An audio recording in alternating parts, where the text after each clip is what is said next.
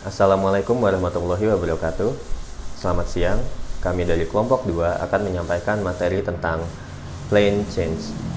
Adapun kelompok kami terdiri dari saya sendiri, Abid Atarik, kemudian Rifki Nurrahma, Lydia Nestina, Imam Maulana, dan Dina Kurnia.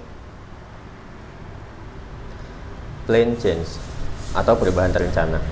Sebelum masuk dalam materi, saya akan menyampaikan dua skenario terlebih dahulu.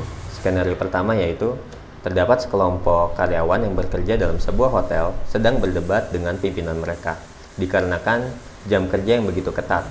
Para karyawan menganggap jam kerja yang begitu ketat sangat tidak cocok, tidak baik, dan tidak sesuai bagi mereka. Dan mereka meminta kepada pimpinan untuk dapat mengubah jam kerja tersebut menjadi lebih fleksibel. Apabila tidak, mereka akan mulai mencari tempat pekerjaan yang baru. Sang pimpinan pun mendengarkan tuntutan mereka dan akhirnya memenuhi tuntutan tersebut. Keesokan harinya, jam kerja yang lebih fleksibel diperkenalkan kepada para karyawan. Skenario kedua yaitu sebuah perusahaan mengeluarkan dana yang cukup besar untuk membeli sebuah teknologi baru atau robot yang akan dipasangkan di bagian quality control atau pengendalian kualitas yang akan membantu perusahaan dalam menemukan kecacatan dan memperbaikinya. Dengan dipasangkannya teknologi baru di bagian quality control, maka akan membuat perubahan pekerjaan di bagian tersebut. Maka, eksekutif perusahaan mengembangkan suatu program bagi karyawannya untuk dapat menyesuaikan diri dengan hal tersebut dan dapat menghadapi kecemasan yang mungkin saja mereka rasakan. Nah, dua skenario tadi merupakan contoh dari perubahan. Namun, hanya skenario kedua saja yang menggambarkan perubahan terencana. Apa itu perubahan terencana? Perubahan terencana adalah perubahan aktivitas yang disengaja dan berorientasi pada tujuan. Adapun tujuan perubahan terencana yaitu untuk berupaya meningkatkan kemampuan perusahaan dalam menyesuaikan diri dengan lingkungannya. Selain itu, tujuan perubahan terencana yaitu berupaya untuk mengubah perilaku karyawan. Biasanya, perubahan terencana diinisiasi dan diimplementasikan oleh manajer dengan bantuan praktisi OD, baik dari internal perusahaan maupun eksternal perusahaan. Teori perubahan terencana. Adapun model perubahan menurut Kurt Lewin terdiri dari 3 langkah. Langkah pertama adalah unfreezing, langkah kedua adalah changing, langkah ketiga adalah refreezing. Apa itu unfreezing, changing, dan refreezing? Untuk lebih jelasnya akan disampaikan oleh rekan saya. Nah, jadi di tahap yang pertama ini merupakan tahap pencairan. Jadi tahap ini itu membahas tentang persiapan untuk berubah atau suatu kesadaran dan pemahaman bahwa perubahan mulai diperlukan serta bersiap-siap untuk mulai menjauh dari zona nyaman atau melakukan perubahan terhadap pola pikir. Nah, di tahap ini itu sering disebut juga dengan tahap persiapan diri. Tahap persiapan diri di sini itu baik secara individu ataupun secara tim. Nah, untuk perubahan sendiri itu pastinya akan cepat atau lambatnya itu akan bergantung dengan dibutuhkan atau tidaknya perubahan itu secara mendesak atau tidak, seperti itu. Nah, namun dalam mencapai perubahan itu pasti akan ada yang pro dan akan ada yang kontra. Nah, untuk hal itu maka Kurt Lewin mengembangkan sebuah teori analisis, yaitu analisis medan kekuatan atau force field analysis. Nah, di mana analisis ini merupakan suatu alat analisis yang digunakan untuk mengidentifikasi berbagai kendala dalam mencapai suatu sasaran dalam perubahan dan mengidentifikasi berbagai sebab serta pemecah dari suatu masalah.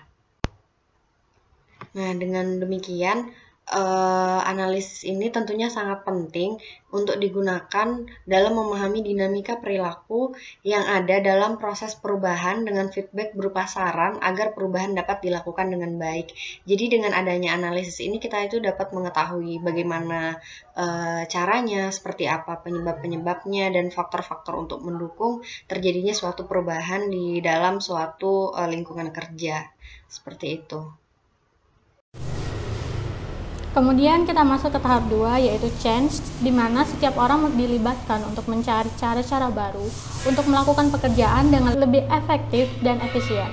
Pada titik inilah, semua anggota organisasi mulai memiliki kepercayaan dan bertindak dengan cara-cara baru untuk mendukung pencapaian arah dan tujuan yang baru dari organisasi.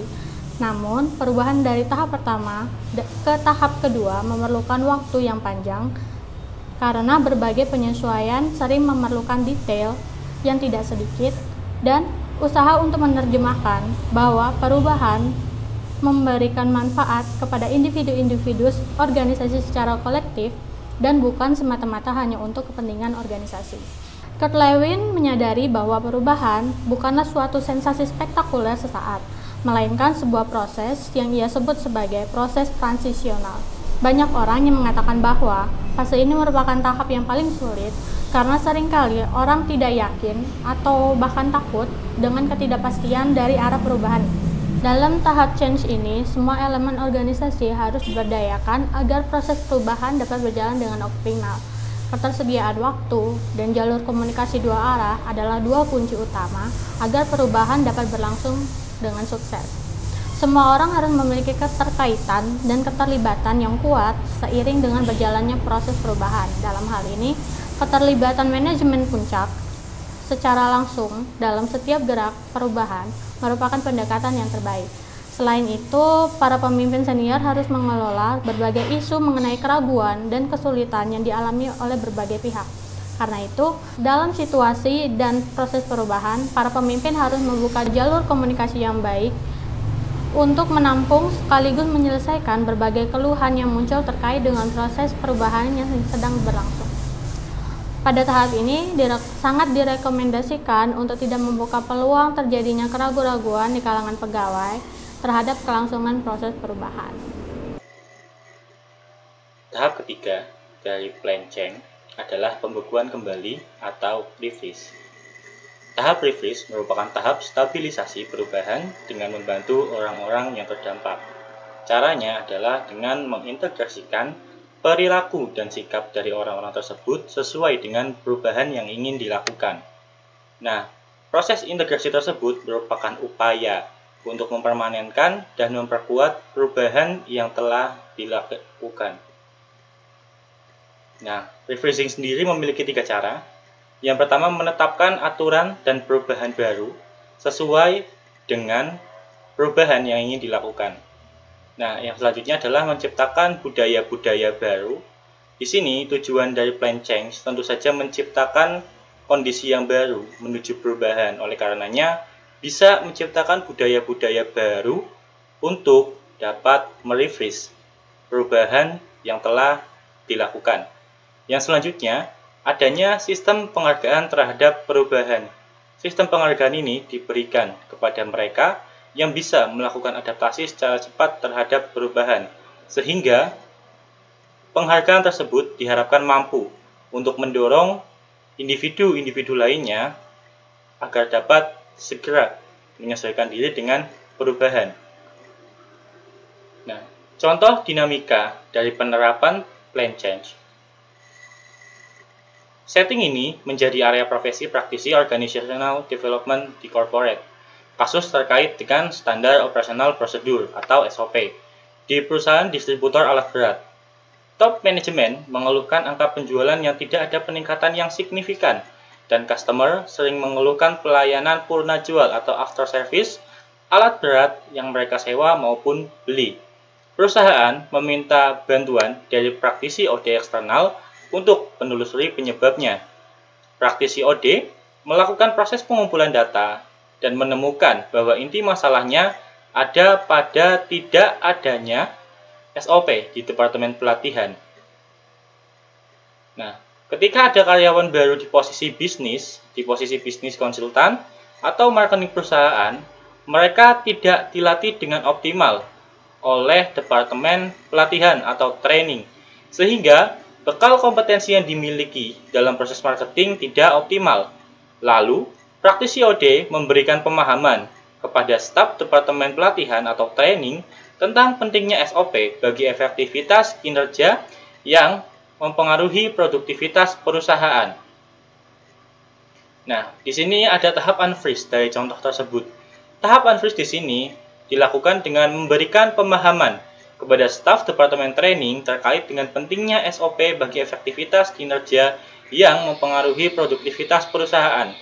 Pada tahap unfreeze ini diharapkan para staf mampu untuk membangun kesadarannya akan pentingnya SOP untuk meningkatkan produksi di perusahaan.